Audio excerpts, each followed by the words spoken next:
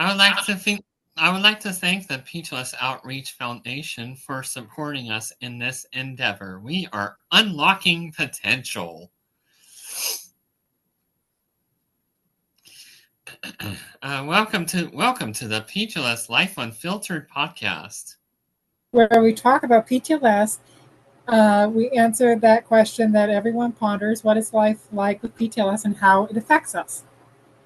My name is Christian, and I have PTLS. And my name is Madison, and guess what? I have PTLS. And I'm Julie, and I am the founder of the PTLS Outreach Foundation and the mother of Christian. And we've got a special guest today. Hi, my name is Vivian Rosenti. I am the mother of a person with Potocki-Lupski Syndrome, and I'm also on the Outreach Foundation. Awesome. All right.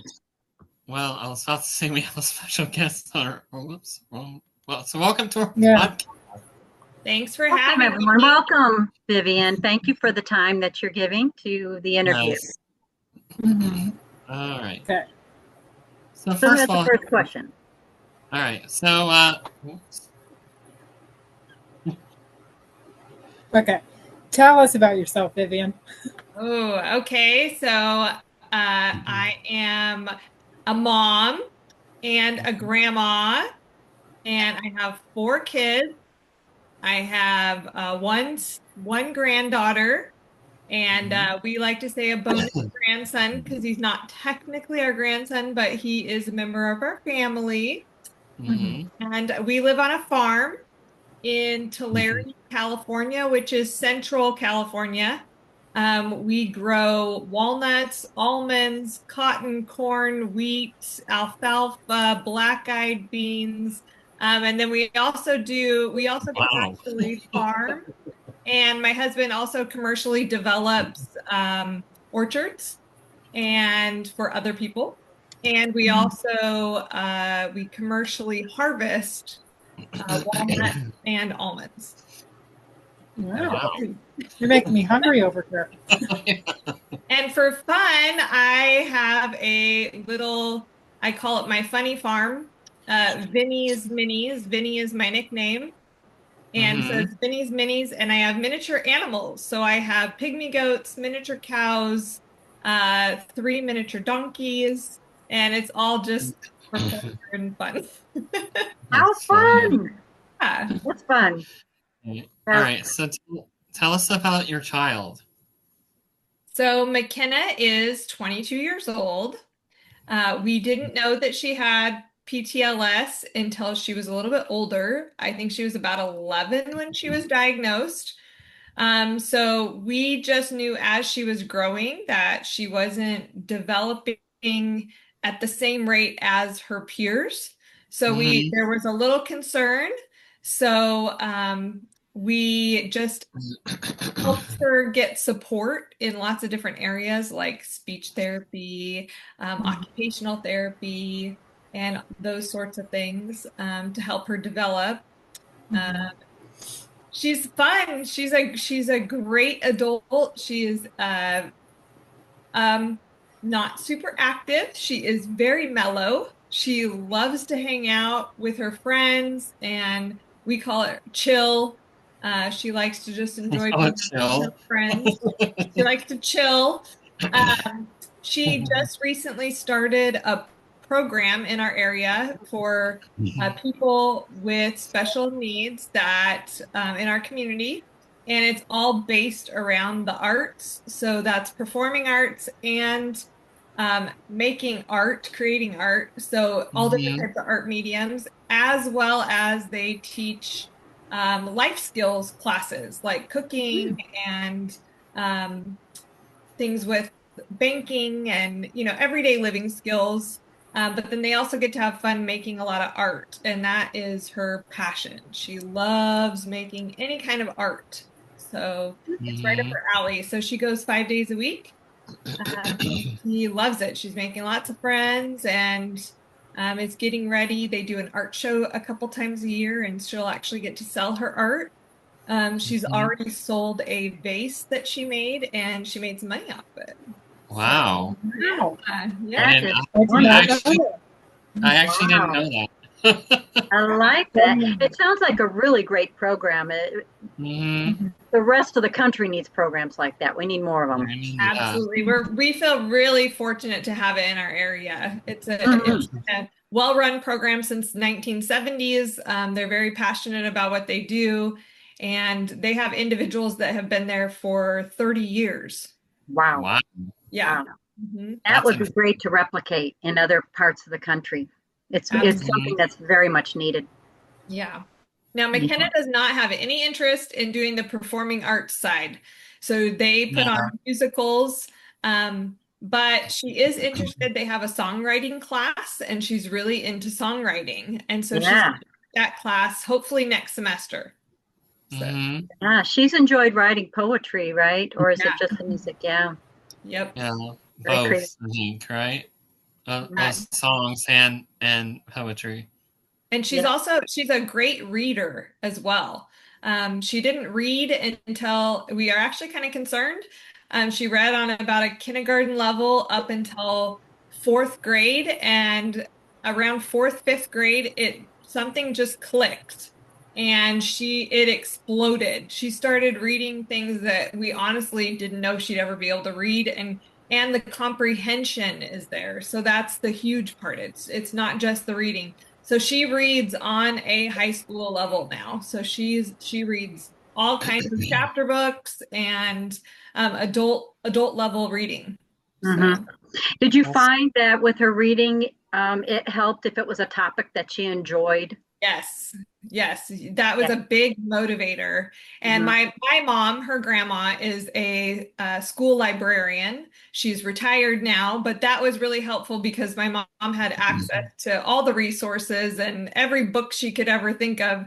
Grandma would bring it home. So Yeah. yeah. Yeah. So I Yeah. think that helped. Exposure was a big thing.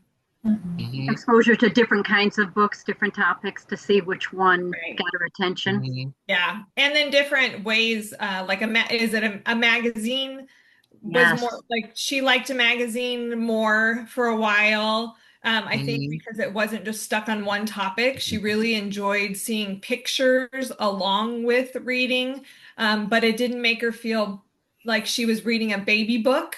Yes. Um, Yes. so she enjoyed magazines a lot. hmm I've heard that from others too. Comics, magazines, Christian, it was maps. So, Yeah.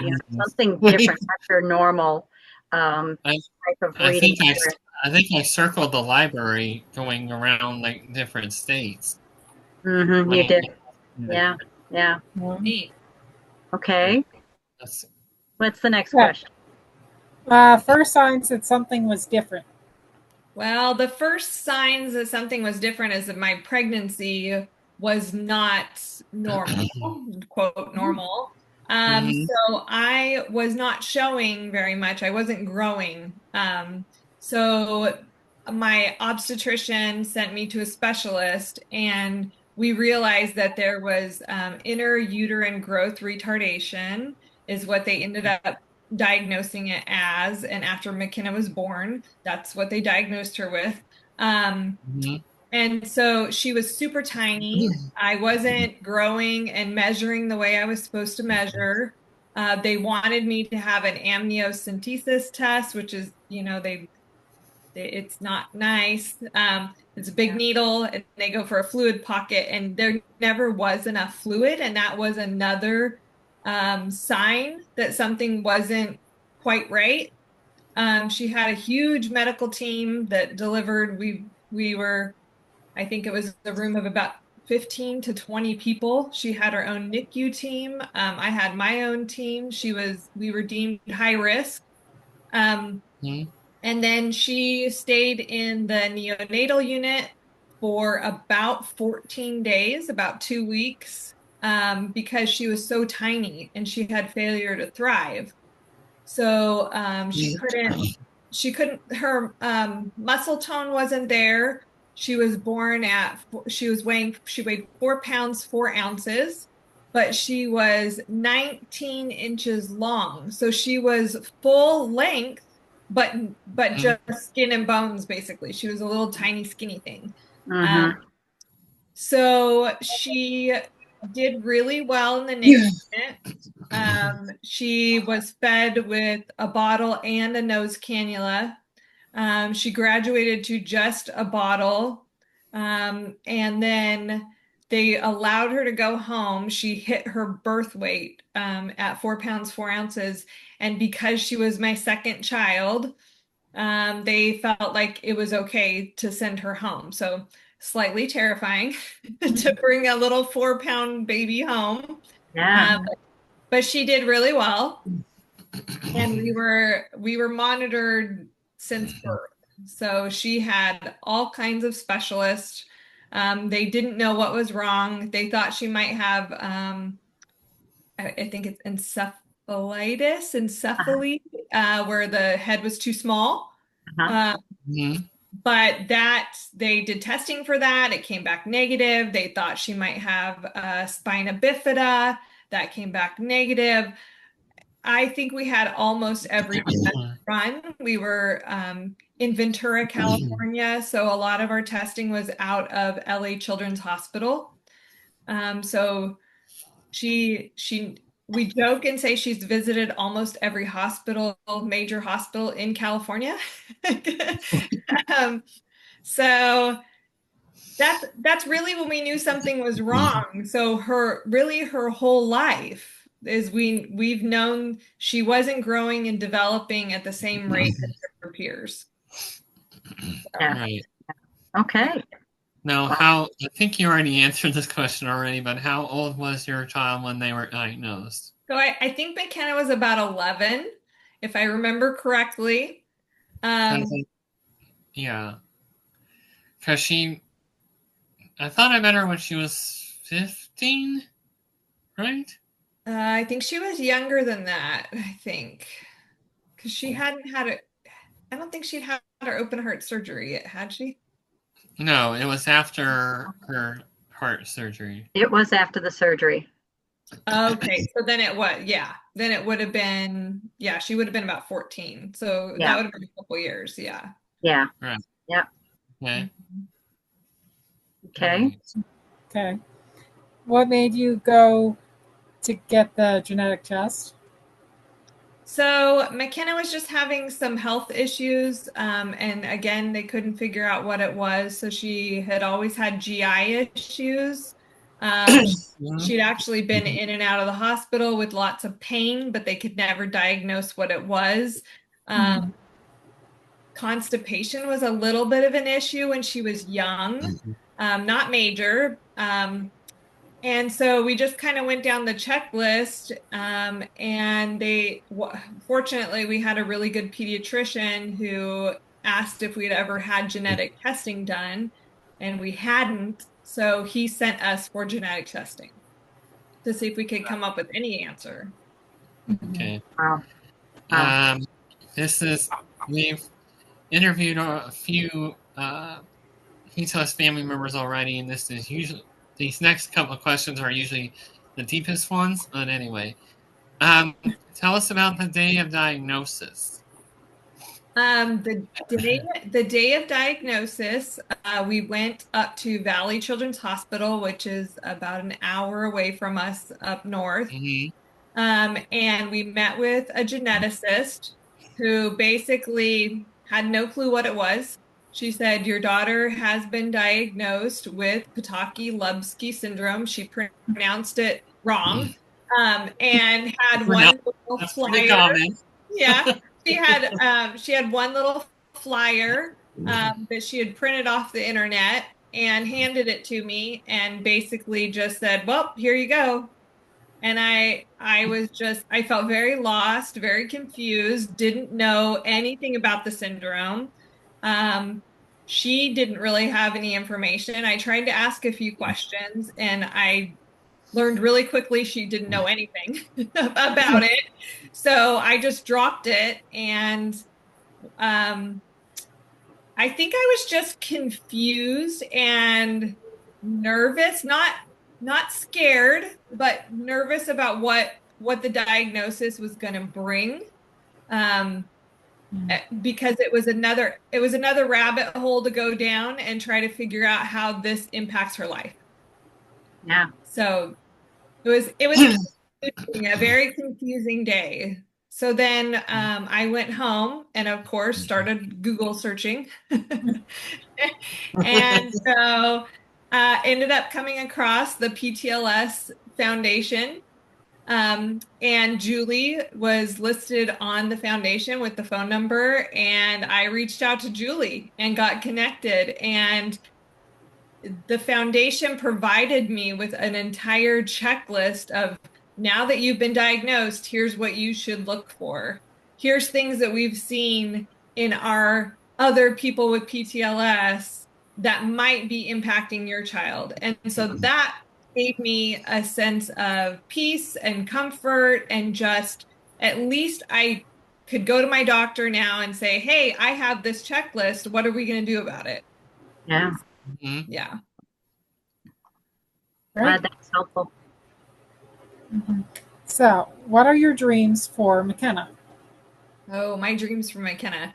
I just would like McKenna to be extremely happy and feel like she's living a very fulfilled life with friends and family, and get to do the things that she would like to do in life, whether that's traveling or her creating more of her artwork, or, I just want to support her in just having the life that she wants to have. It sounds like she's on her way too with what she's involved with right now. Yeah. Something that She's really interests her. Yeah. I mean, that is just right up her alley. Well, I've been saying, when she tells us about all this art program that she's doing, I feel like she's like literally living her best life right now. Yeah, I feel that way too. She really loves it. Like, I don't think I've ever seen her as happy as now. Yeah. Well, it was rough for about 5 years. McKenna was home. She didn't have a program to go to after high school. Unfortunately, she was a COVID graduate, and the continuation program that she was supposed to move forward into, they weren't doing a very good job. Things were online, hours were cut. The poor staff was stressed out to the max. And so McKenna didn't want to be there. So we didn't force her to be there. So we had to wait until she was 22 for this other program or any other program to become available to her. Because fortunately, the state of California actually provides the resources and the funding for her to be able to go to this program. So, wow. Yeah. Yay, California. Yeah. I have to say, I know California tends to get a bad rap in a lot of areas. But so far in this area with raising McKenna, that we've never felt like we're unsupported. We've never felt like the funding isn't there, that there isn't resources. I mean, they have done a really good job in our state supporting people with disabilities. So, right. Yeah, it sounds like it. Here comes our next deep question. How does it feel to be a PTLS parent? It just feels like being a parent. It feels great. I love it. Actually, I was just talking to my best friend about parenting. We're in the same age group, but she is a mom late in life. So she still has a toddler while I have adults. And so I was telling her that I actually love having McKenna, because I feel like I'm never going to be alone. McKenna's my best friend, and she always wants to live with me. I have other friends that are on the other side, and their kids have grown up and they've moved out and they've moved away and they're empty nesters, and they're upset about it. And I'm never going to have to feel that. So I'm happy that I get to raise McKenna. Yeah. Yeah. I feel lucky. I was gonna say on the comment about staying home, I imagine that I will probably live with my mom for the rest of my life unless I move in with my romantic person. So I'm not Well, sure. McKenna has told me that they would be moving into our house. There you go. You. And Yeah, I have to totally agree with you because I enjoy it. It's good to have someone, that you come when you're coming and going or just doing things at home, and you've got this person in your home, your child, who is happy to be with you, who enjoys your company and you enjoy their company. It's just, it's special. It's a special bond that we have. And I don't know about you, but if you feel the intuition that they have. 100%. Yeah. It's kind of scary, intuition, right? And so you can't get away with anything. No. They pick up on everything that's going on with you. Right. And you cannot pretend it's not happening. You can't lie about, no, I'm really happy when you're not. Right. You can't get away with anything because they know. Yeah. Yes, and I love McKenna's honesty. Yes. She can't tell a lie to save her life. I mean, she is honest to the core. I mean, it's been a running joke with her siblings because she has a brother and two sisters. And the joke growing up was, don't tell McKenna anything that you don't want mom to know, because she has to come tell me. Yeah. Remember and bring up later, years later, the memory. Exactly. I'm sure my brother will tell you the same too. Yep. And Madison's got a brother and sister that probably would say the same thing. Yep. Yeah. I'm pretty loyal. If it's important, I'll be like, okay, figure your. I guess McKenna can keep a secret because we've found things out later on now that they're adults, and I'm like, oh my gosh, you didn't tell me that. So she can keep a secret, just not very many of them. Yeah, I can keep a secret. If my siblings wanted me to keep a secret about something that they were thinking about, or getting into something, I'd keep a secret, and then I'd say, okay, maybe you should tell mom. That's a good way to do it. Yeah. That's right. Encourage them to be honest. Yeah. Absolutely. Okay, so now it's time for the bonus questions. So do you feel that PTLS Outreach Foundation has unlocked your child's potential? Sorry, can you repeat that? Sorry, Christian. What was that? Do you feel that the PTLS Outreach Foundation has unlocked your child's potential? Do I feel like it has? Yes. Absolutely. Absolutely. Because the information and the knowledge that I have gained has helped me unlock that for my child. And, a big part of McKenna's life is having good friends through the PTLS Foundation. And she wouldn't have made friends like you and Madison and Allison and everyone else. Yeah, I know. I can name more. So she wouldn't have made those if we didn't have the Outreach Foundation and we weren't able to go to conferences and meet people that have the same genetic syndrome as she does. And I think that helps unlock her potential because she knows she's not alone. She feels like there are people that understand her completely because she's not the only person with this syndrome. And that is the best feeling ever. Yeah. Yeah, it's really. There are people to know that there are PTLSers. Yeah, we love you, PTLSers. Seriously, we love you all, PTLSers, and even our PTLS family members all over the world. Yeah, special shout out. We all love you. It's a great community, and I'm honored to have you on board on our team at the foundation, at the PTLS Outreach Foundation.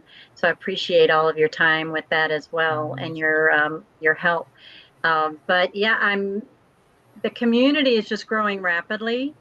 And, we're seeing that the children, as they, when they're younger, they do struggle. They've got their struggles, as we've talked about. But as they get older, they have so many abilities, giving the opportunities that parents can give that can open up doors like you've done with McKenna. You have put her through, I mean, when she was at school, was she in a special program, or did she have any inclusion programs at all?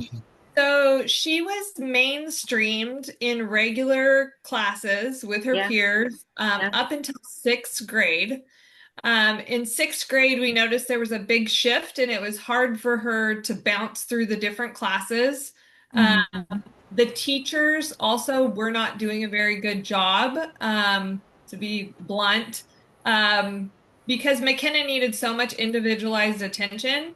They couldn't give that to her, and it wasn't their fault. They just couldn't do it. They were they were struggling trying to keep everybody, on task. So we decided that it would be best to move McKenna into her own classroom with other individuals with special needs. And so we made that shift. And then that ended up not being super great either. Yeah. That was hard. McKenna is very high functioning, is what we call it. And so being around individuals that aren't as high functioning tends to stress her out. And so we had to find a really good program for her. So we were lucky. Our county worked with us, and they allowed us, because of her age, to move her into high school. At middle of 7th grade, end of 7th grade, beginning 8th grade, we actually moved her into a high school program. And she was able to be in a high school program for 5 years. And it was in a county-run special education classroom, but it was on a regular high school campus. So she had access to all the classes. If she wanted to take a class, she could go take a class and not have to be in the classroom all day. So that's excellent. That's a great program. Yeah. Excellent. There have been quite a few reports of similar to that, where the children just didn't fit in. The special ed classroom was causing more stress than anything, just because of maybe the level of the children, or our children were just struggling with the anxiety feeling in the classroom. We like to mimic. So and then moving into a little bit of a different setting, where just the energy in the room was not as stressful, allowed to open up the doors for learning. So that's great. Yep. Right. Well, Vivian, it was a pleasure having you on. Thanks for having me. And thank you for giving us your time. Absolutely. And thank you for listening to the PTLS Life Unfiltered podcast. This is Christian. And this is Madison. Stay unfiltered. And always unlocked for our potential. Thank you, everyone. Thank you, Vivian. Thank you. Thank you.